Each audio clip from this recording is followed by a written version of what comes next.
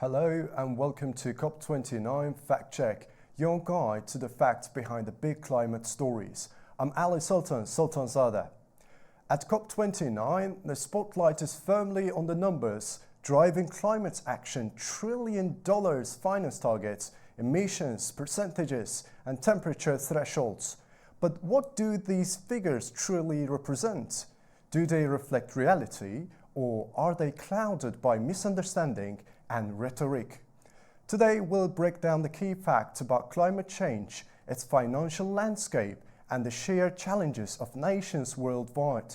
Let's begin. The $1 trillion climate finance target has become a symbol of global ambition. But what does this figure truly encompass? It includes funding for renewable energy projects, adaptation measures for climate-vulnerable nations, and innovations in low-carbon technologies.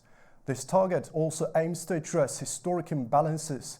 Developed nations, which are responsible for the bulk of historical emissions, pledged in 2009 to mobilize $1 billion annually for climate action in developing countries by 2020.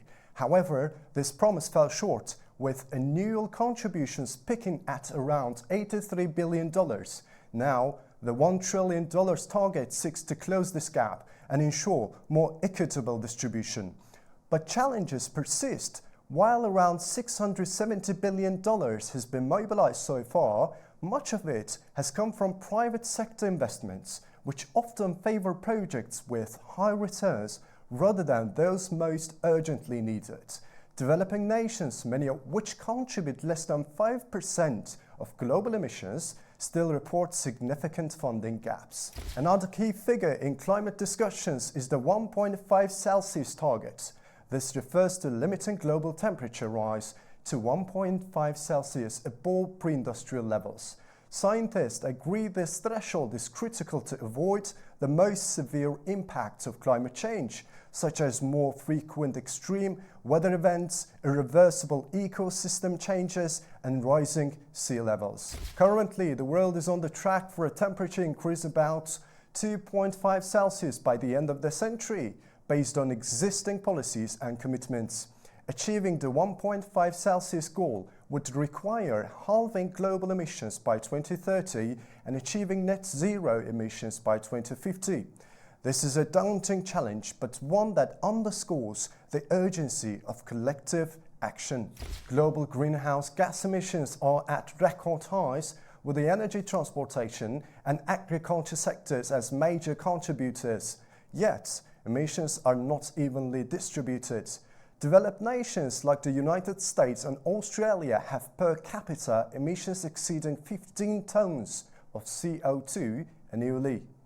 In contrast, many smaller or less industrialized nations emit far less.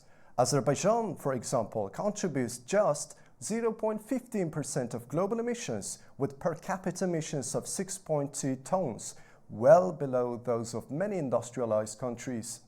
Despite its modest contribution, Azerbaijan is taking steps to reduce its emissions. The country is committed to a 35% reduction by 2030 and a 40% reduction by 2050 compared to 1990 levels. This highlights how even smaller nations are stepping up, despite their relatively limited responsibility for global emissions. The rhetoric around climate accountability often paints fuel-producing countries as the main culprits, but the reality is more complex. Carbon emissions stem not just from production but also from consumption. High-income nations which import goods and energy from elsewhere often shift the emissions burden to exporting countries. Meanwhile, transitioning to renewable energy requires significant investment, time, and technological innovation, resources that are not evenly distributed. For nations reliant on fossil fuels, the path to sustainability involves addressing both economic dependencies and global expectations. At COP29, the numbers tell a story of ambition, inequity, and shared responsibility.